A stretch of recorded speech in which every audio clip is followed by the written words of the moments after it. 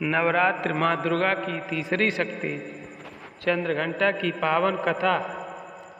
माँ चंद्रघंटा कराती हैं अलौकिक वस्तुओं के दर्शन। माँ दुर्गा की तीसरी शक्ति है चंद्रघंटा। नवरात्रि में तीसरे दिन इसी देवी की पूजा आराधना की जाती है। देवी का यह स्वरूप परम शांतिदायक और कल्याणकारी है। इसलिए कहा जाता है कि हमें निरंतर उनके पवित्र विग्रह को ध्यान में रखकर साधना करना चाहिए।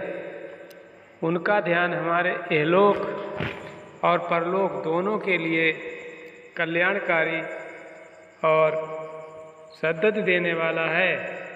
इस देवी के मस्तक पर घंटे के आकार का आधा चंद्र है, इसलिए इस देवी को चंद्रघंटा कहा गया है। इनके शरीर का रंग सोने के समान बहुत चमकीला है। इस देवी के 10 हाथ हैं। वे खड्ग और अन्य अस्त्र शस्त्र से विभूषित हैं। सिंह पर सवार इस देवी की मुद्रा युद्ध के लिए उद्यत रहने की है। इसके घंटे सी भयानक ध्वनि से अत्याचारी दानव, दैत्य और राक्षस कांपते रहते हैं।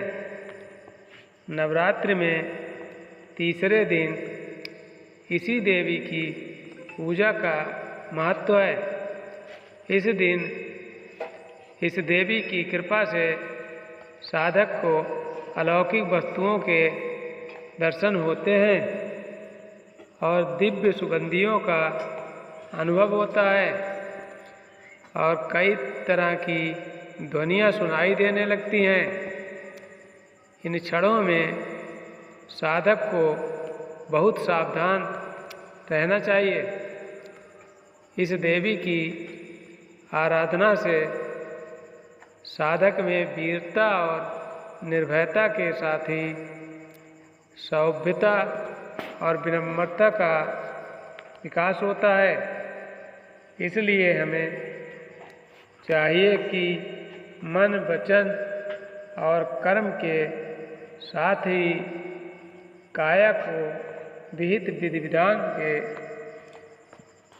अनुसार परिशुद्ध पवित्र करके चंद्रघंटा के शरणागत होकर उनकी उपासना आराधना करना चाहिए।